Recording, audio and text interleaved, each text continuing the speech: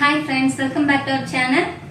இன்னைக்கு நான் வந்து உருளைக்கிழங்கு அப்புறம் குடமிளகாய் வச்சு ஒரு பொரியல் வந்து செஞ்சு காட்ட போறேங்க. இது வந்து ரொம்ப டேஸ்டா இருக்கும்.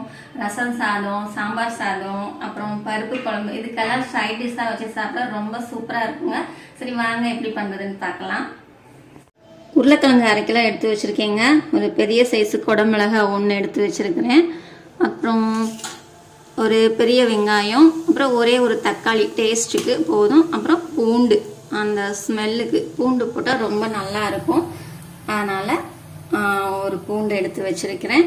அப்புறம் கருவேப்பிலை, மல்லிச்செடி நம்ம தாளிக்கிறதுக்கு. ஸோ வாங்க அதை எப்படி பண்ணணும்னு பார்க்கலாம். முதல்ல உருளைக்கிழங்க நம்ம தோலெல்லாம் நல்லா சீவிட்டு பொடி பொடியாக கட் பண்ணிக்கலாங்க. கட் பண்ணிவிட்டு இது வேக வைக்கணும்.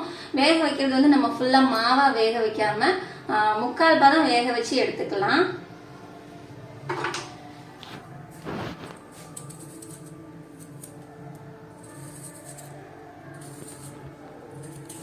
தோல் சீவிட்டு நம்ம வேக வச்சிட்டோம்னா நமக்கு அது உரிக்க தேவையில்லை. ஏன்னா நம்ம ஃபுல்லாக வேக வச்சாதான் தோல் உரிக்க முடியும். ஃபுல்லாக வேக வைக்கும் போது மாவாக வந்துடும்.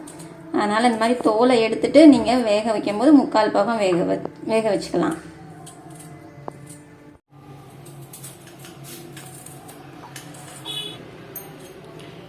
உரிச்சிட்டு தண்ணிக்குள்ளே போட்டுடலாம். அப்படியே வெளியே வச்சோன்னா கருப்பாயிடும். நான் ஏற்கனவே உருளைக்கிழங்கு நல்லா கழுவி வச்சுருக்கேன். கழுவிட்டு இந்த மாதிரி தோலெல்லாம் உரிச்சிட்டு தண்ணிக்குள்ளே போட்டுருங்க. போட்டால் அந்த காய் வந்து கருக்காது. எல்லாம் உரிச்சாச்சுங்க. இதை பொடி பொடியாக கட் பண்ணி எடுத்து வச்சுக்கலாம். கட் பண்ணிவிட்டு இதை தண்ணியில் போட்டுக்கலாம்.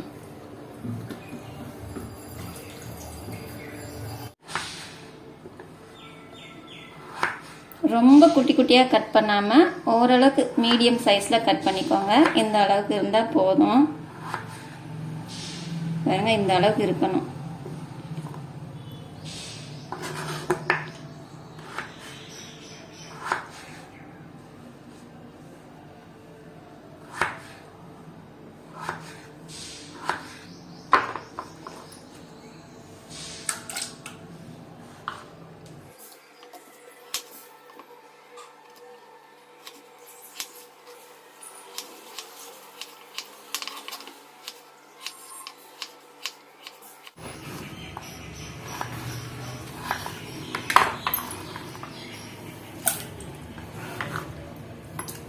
எல்லாத்தையும் கட் பண்ணியாச்சு. இப்போ நம்ம இதை வேக வச்சுக்கலாம்.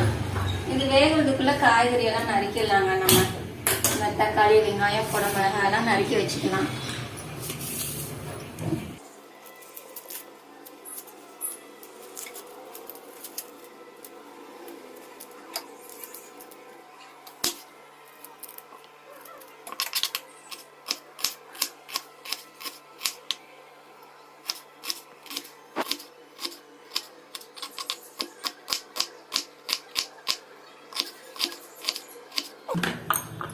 இது ஒரு பிளேட்ல வச்சுக்கலாம்.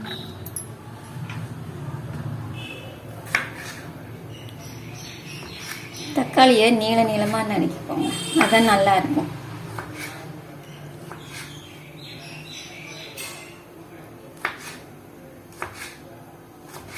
ஒரு தக்காளி போதும். தக்காளி ரொம்ப போடக்கூடாது. இந்த மாதிரி நீள நீளமா நறுக்கி எடுத்து வச்சுக்கோங்க.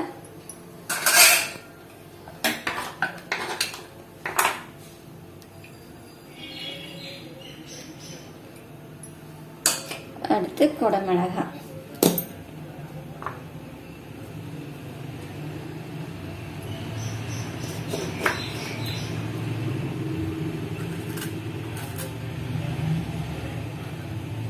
குடமிளகாய் ரொம்ப பொடியாக கட் பண்ண வேண்டாம். இதையும் கொஞ்சம் பெருசு பெருசாகவே கட் பண்ணிக்கோங்க. இந்த அளவுக்கு கட் பண்ணி எடுத்துக்கலாம். இல்லை, காரம் இருக்காது. மிளகா பொடி கொஞ்சம் தானே போட போகிறோம். எல்லா வீடியோலையும் மிளகாய் எடுத்து தான் போடுவாங்க. வேணும்னா போட்டுக்கலாம், வேண்டாம்னா எடுத்துடலாம். உனக்கு காரம் பிடிக்காதுல்ல, எடுத்துடுறேன். அவ்வளோதானே.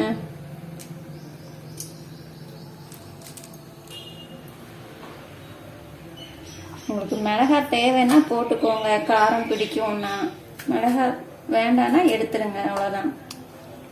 மிளகா விதை, மிளகா இல்லை. ஆமாம், மிளகா விதை. விதை வந்துடும். நான் அப்ப இருந்து மிளகான்னு சொல்லிட்டு இருக்கிறேன்.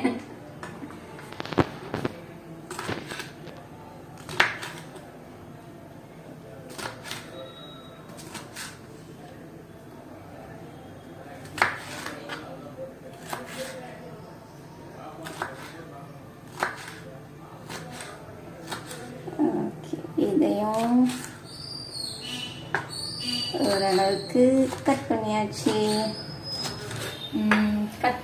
இப்போ இதையும் அந்த வெங்காய பிளேட்டில் எடுத்து வச்சுக்கலாம். அடுத்து பூண்டு, அந்த பூண்டையும் தோல் எல்லாம் உரிச்சிட்டு கொஞ்சம் சின்ன சின்னதாக கட் பண்ணி எடுத்து வச்சுக்கலாங்க.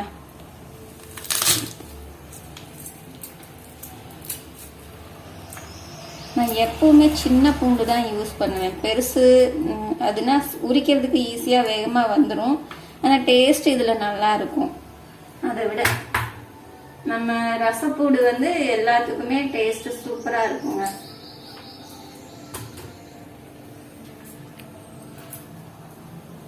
எண்ணெய் உரிக்கிற வேலை தான் கொஞ்சம் பெரிய வேலையாக இருக்கும். இது குழம்பு பூண்டுன்னா சீக்கிரமாக உரிச்சிடலாம்.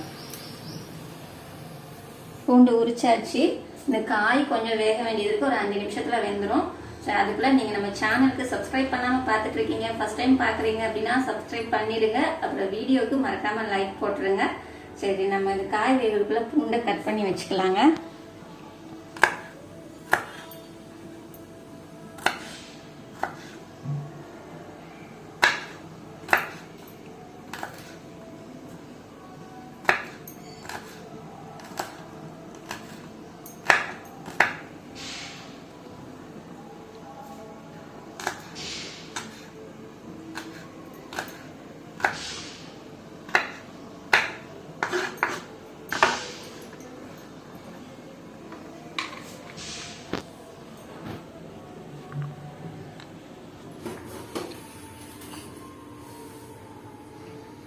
வெந்துருச்சுங்க, நல்லாவே வெந்துருச்சு. இதை ஆஃப் பண்ணிட்டு நம்ம இதை தனியா எடுத்துக்கலாம்.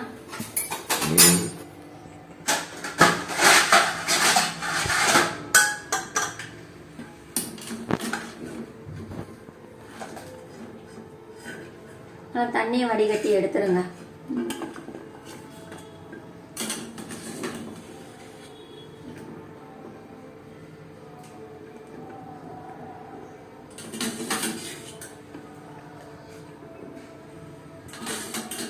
என்னால பாட்டு பாடிட்டு இருக்கு கேட்காது. அவ்வளோதான்.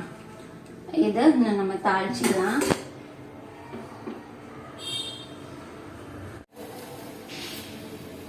அடைச்சட்டி சூடாயிடுச்சு, எண்ணெய் ஊற்றிக்கலாம்.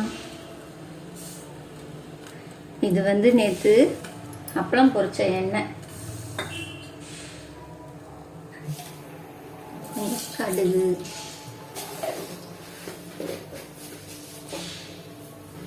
கடுகு உளுந்தம்பருப்பு வெடிக்கவும் கருவேப்பிலை போட்டுக்கலாம். தள்ளி வச்சுக்கோ, கருவேப்பிலை தெரிக்கும்.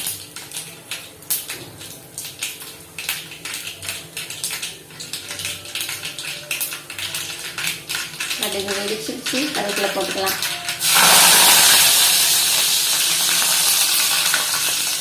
அடுத்து வெங்காயம்,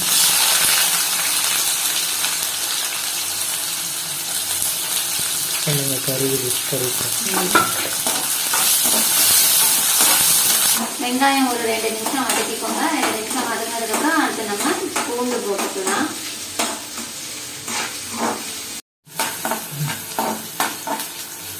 அடுத்து நறுக்கி வச்ச பூண்டு 2 நிமிஷம் ஆயிடுச்சு, போட்டுக்கலாம். மல்லிச்செடி விழுந்துச்சு.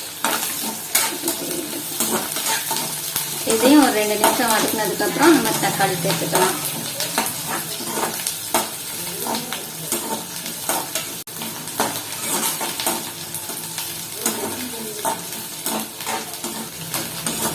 வதங்கிடுச்சுங்க, வெங்காயம் பூண்டும் வதங்கிடுச்சு. தக்காளி சேர்த்துக்கலாம்.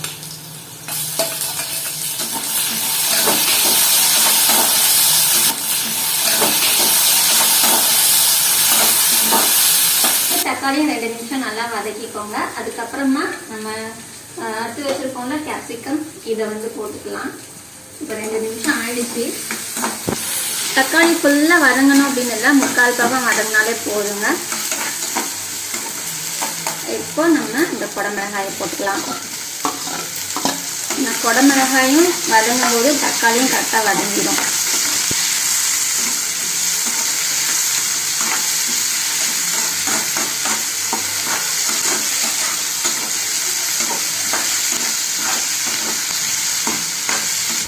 குடமிளகாய் போட்டதுக்கப்புறம் ஒரு 5 நிமிஷம் வதக்கினா போதுங்க. 5 நிமிஷத்தில் குடமிளகாய் சீக்கிரமாக வெந்துடும். ஸோ இதுக்கப்புறம் நம்ம இதில் காரத்துக்கு உப்பு எல்லாம் தேவையானதை நம்ம போட்டு மிக்ஸ் பண்ணிக்கலாம். இப்போ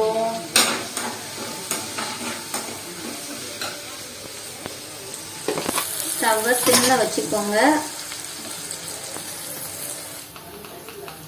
காரத்துக்கு 1 ஸ்பூன் மிளகாய்த்தூள் போடுறேங்க. மல்லி 1 ஸ்பூன் எடுத்துக்கலாம். மல்லி கொஞ்சம் 1.5 ஸ்பூன் கூட போட்டுக்கோங்க, நல்லா இருக்கும். அப்புறம் கொஞ்சமாக மஞ்சள் தூள் போட்டுக்கலாம். அப்புறம் 3/4 ஸ்பூன் உப்பு போடுறேங்க. எதுக்கு இவ்வளோ போடுறேன்னா உருளைக்கிழங்குக்கும் சேர்த்து போடுறேன். போட்டுட்டு இது நல்லா ஒரு கிண்டி விட்டுருங்க.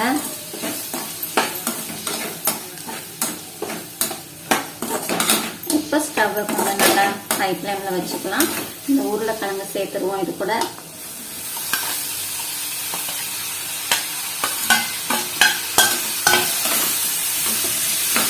சேர்த்துட்டு இது எல்லாத்தையும் நல்லா கிண்டி விட்டுக்கோங்க.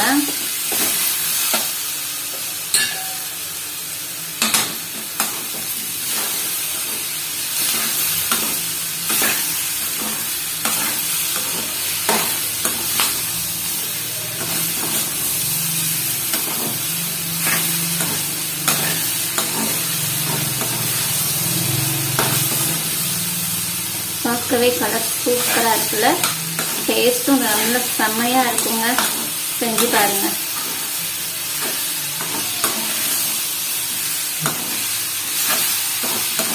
ஸ்டவ்வை சிம்மில் வச்சுட்டு ஒரு 2 நிமிஷம் அந்த பச்சை வாசம் போகிற அளவுக்கு நல்லா கிண்டி எடுத்துக்கோங்க.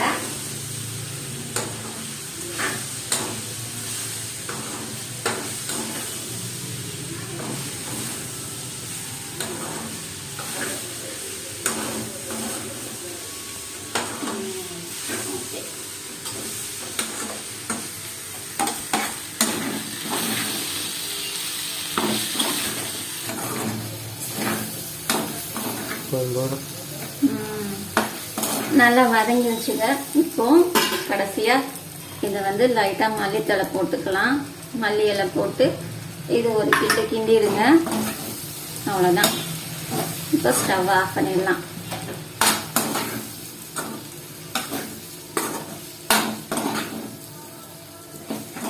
சுவையான உருளைக்கிழங்கு குடமிளகாய் பொரியல் ரெடிங்க. இதை நம்ம டேஸ்ட் பார்த்துடலாம் எப்படி இருக்கு.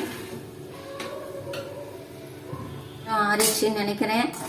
செம்ம பசியில இருக்கேன். முதல்ல இந்த டேஸ்ட் பார்த்துடலாம். இன்னைக்கு ஒரு புடி பிடிக்கணும்னு நினைக்கிறேன். சாப்பாடு அவ்வளோ பசி.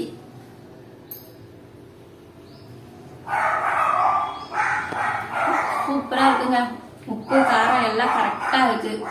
டேஸ்டும் ரொம்ப சூப்பரா இருக்கு. இன்னும் கொஞ்சம் சூடா இருக்கு. குடமிளகாயும் சூப்பரா வெந்திருக்குங்க. இந்த ரெசிபியை நீங்க செஞ்சு ட்ரை பண்ணி பாருங்க. அப்புறம் உங்களுக்கு எப்படி வந்ததுன்னு கமெண்ட்ல சொல்லுங்க. வீடியோ பிடிச்சிருந்தா வீடியோக்கு லைக் பண்ணுங்க. நம்ம சேனலை இன்னும் சப்ஸ்கிரைப் பண்ணாம இருந்தீங்கன்னா உடனே சப்ஸ்கிரைப் பண்ணிக்கோங்க. மறுபடியும் அடுத்த வீடியோல பார்க்கலாம். பாய்.